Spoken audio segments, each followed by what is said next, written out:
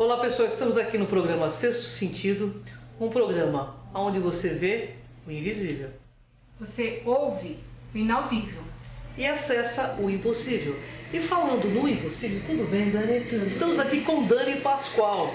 Ela é professora, joga runas, conhece muito sobre toda essa parte esotérica, mas conhece mais ainda sobre magia egípcia. E pegou num tema que eu gosto muito, sabe por quê, né, Mari? Nossa, sim, sei, né? Você já teve o privilégio de estar lá. Egito é tudo de bom. Fala um pouquinho sobre magia egípcia, Dani. Vamos lá, nós estamos falando de um culto de magia, vamos colocar desta forma, que data 7.000 anos antes de Cristo. Um povo que traz uma cultura espiritual das mais avançadas até hoje, com muitas coisas inexplicadas, fenômenos que passaram para nossa parte física, como por exemplo as próprias pirâmides, que nós não temos ideia se estavam lá, se foram eles que construíram, como construíram, alguns templos cuja construção não se explica também até hoje, com toda a tecnologia que a gente tem. Verdade, eu estive lá, Dani. Eu queria te fazer uma pergunta. Você acha que os deuses egípcios são seres que vieram de fora? Totalmente, acredito plenamente nisso. Nós temos algumas inscrições egípcias que mostram, tem até muita polêmica naquele livro Eram os Deuses Astronautas, eles mostram bem essa ideia. Existem arqueólogos que negam alguns hieróglifos, falam que foram apagados por tempestade de areia, foram redesenhados, mas estão lá, de alguma forma. A própria imagem dos egípcios, não só dos seus deuses, mas das suas divindades, mas dos próprios egípcios, os escribas, os operários, artesãos, quando eles são retratados, a própria forma da caixa craniana dele não é uma caixa craniana humana. Principalmente de Akhenaton, né? Sim, principalmente Akhenaton, né? Akhenaton, ele acaba gerando todo um culto a partir dele, né? Que criam outras ordens religiosas no mundo inteiro, como por exemplo a própria Rosa Cruz, a maçonaria e outras escolas de filosofia e estudos. E dentro do próprio Egito a gente tem muita escola de mistério. Os sacerdotes, eles não eram como, vamos supor, o padre, ele tem uma ligação com vários santos. Os sacerdotes, eles tinham uma única divindade para a qual eles se dedicavam pelo resto da vida. E eram devotos a essa divindade. Teve divindades que não eram cultuadas em uma região, mas eram em outras, que sumiram e foram cultuadas em apenas uma região e assim por diante. E qual é a base dessa magia? A base dessa magia é dual, de certa forma, porque quando o Egito se transformou em duas terras, né, o Alto e o Baixo Egito, começou uma dualidade de deuses. Então a base da magia dela trabalha a energia do Sol, de Ra, não é uma magia lunar, é uma magia solar. Ra é o deus dos deuses egípcios, criador, vamos colocar dessa forma, dos demais deuses, e através dele todos os cultos acabaram sendo criados para os outros deuses, como se ele fosse o grande pai deles, tá? E quais são os principais deuses egípcios? Nós temos a principal deusa, que é Isis, tão importante ou mais até que Ra, lembrando que Isis é um nome grego, o nome dela mesma é Ast, né? É uma deusa que o significado de Ast significa aquela dos 10.000 nomes. O único culto mundial de divindades que uma deusa representa todas as divindades da terra dela. Olha. Em todas as outras culturas a gente não tem isso em magia, né? Você tem o deus da guerra, o deus do amor, o deus da fertilidade, mas ela representa tudo: amor, magia, proteção, fertilidade, fluidez, tudo que a magia traz, saúde. Ela é completa. Completa.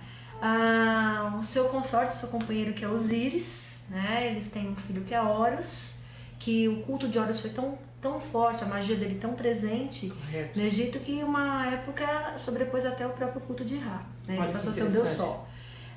Set, que não tem origem egípcia, é um culto que vem da Suméria, de Bel, Baal, né? E passa para o culto egípcio. A princípio ele era um deus egípcio ligado aos ventos, depois ele passou a ser um deus de deserto, e criou-se essa dualidade, né, visto como a infertilidade da terra. Néftis, que é a irmã gêmea de Isis, que representa também um lado de magia, o nosso lado mais sombra, o nosso lado mais de inspiração. Esses são os principais.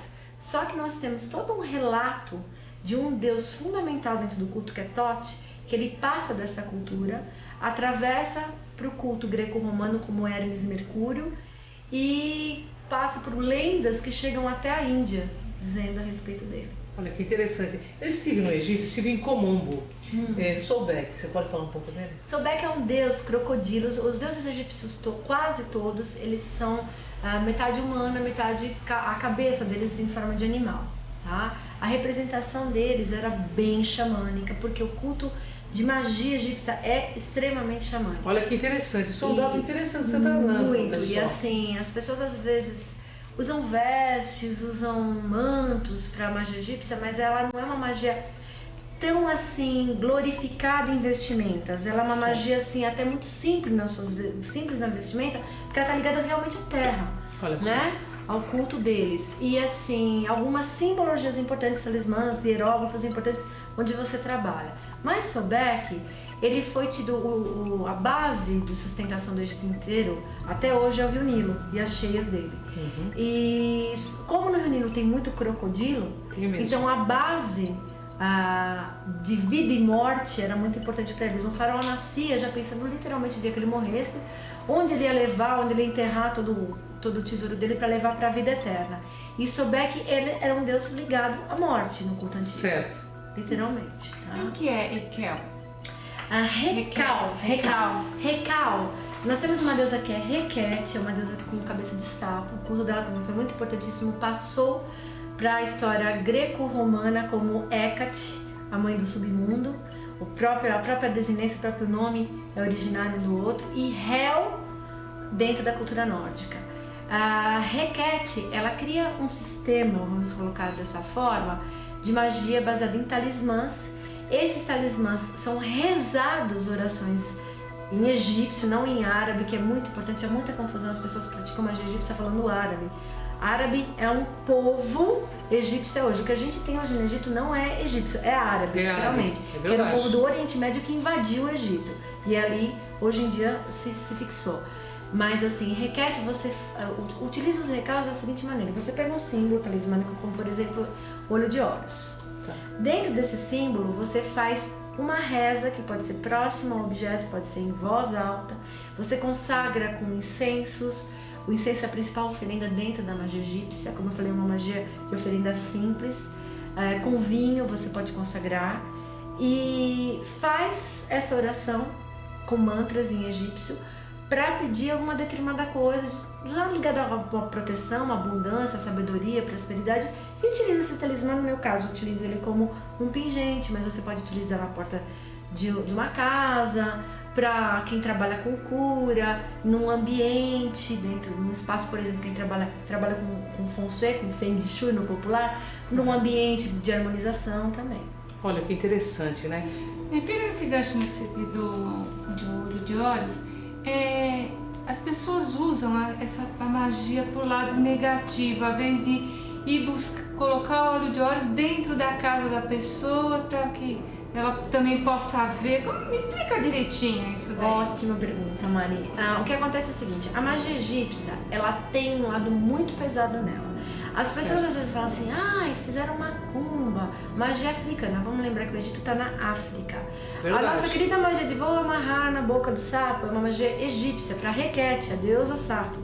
Então as pessoas no Antigo Egito, eles não tinham a noção de Deus como um Deus único, bem e mal. Essa dualidade nesse sentido de eu vou morrer e vou para o inferno. Eles tinham a dualidade do bem e o mal, mas não de pagar por aquele mal.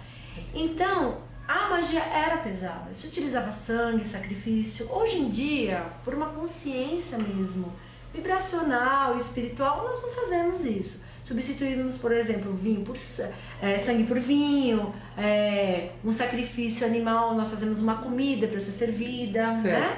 De origem egípcia, que vai dar o mesmo resultado sem ter que fazer um sacrifício de ninguém, literalmente, de nenhum ser. Só que muitas pessoas às vezes utilizam determinados símbolos egípcios que têm força assim, muito grande, como é o caso de olho de Horus, o olho de Ra, que deveria proteger o ambiente, para eu consagrar dentro de um recal, fazer uma reza em cima dele e me projetar dentro da casa, no ambiente de alguém e literalmente saber o que está acontecendo. Ah, e é o olho que vai ver? Não necessariamente, mas a pessoa vai estar sabendo, vai estar sendo intuída. Alguém vai vir contar alguma história. Por exemplo, eu boto na casa do casal para saber como está o relacionamento deles.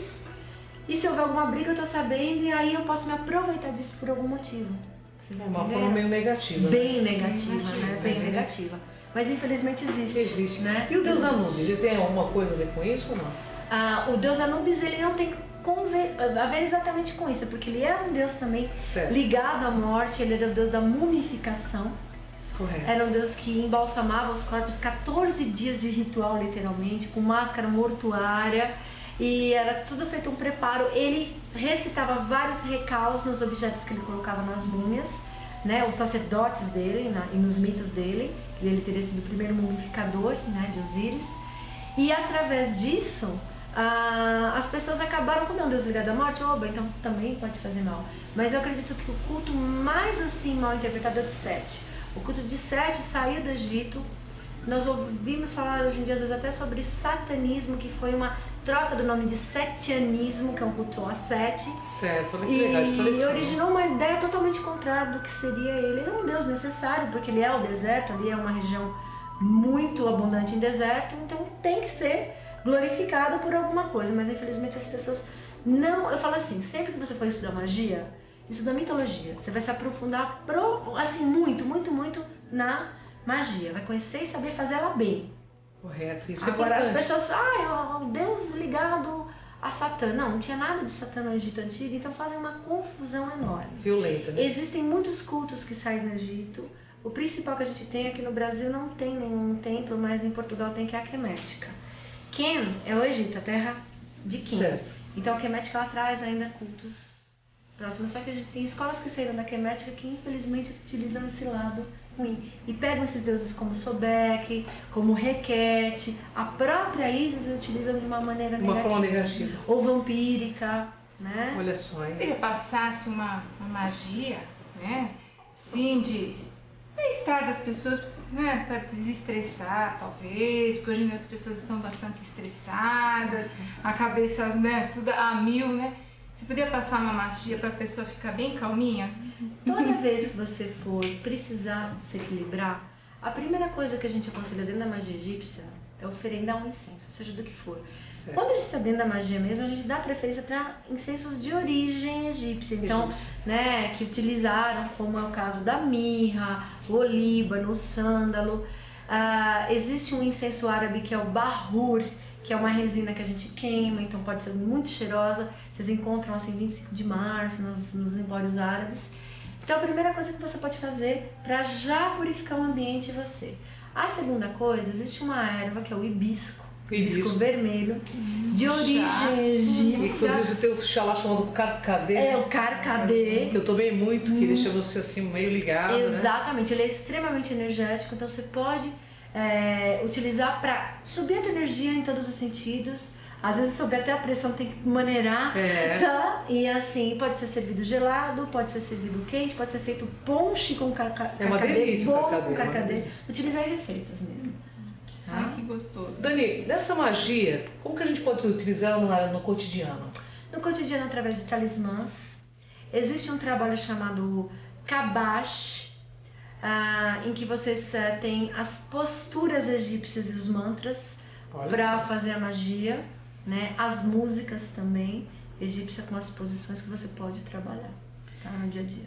Gostaria que você deixasse dentro desse conhecimento de magia, eu sei que você dá aula, inclusive. Isso. Você dá aula na universidade também? Dou em São Caetano na USCS, para a Universidade da Terceira Idade, dou aula de mitologia e dança circular. Olha só, é um posto de conhecimento, gente. É Dani Pascoal, né? Não é parente, mas está uma ligação cósmica enorme aqui. Dani, deixa teu site, seu telefone, para quem quiser fazer esse curso com a Dani, né? Acho que vai ser muito legal, né? Tá, ok. Vou deixar o meu e-mail, que é o brumamagias@gmail.com. A minha escola é Bruma Magias em São Caetano. O nosso telefone de contato é o 4227-1990. Bem devagar agora. 4227-1990. Perfeito. É isso aí, né, Mara? Infelizmente uma pauta deliciosa, mas a gente já está encerrando. Poxa vida, é triste, né? A gente tem que deixar tanta cultura, né? Não, a gente vai voltar aqui, a gente não vai deixar. Porque aqui o normal é ser diferente, né, Mara? Normal é ser paranormal, né? Totalmente. Aqui tem a Dani. Até a próxima. Até o próximo, gente.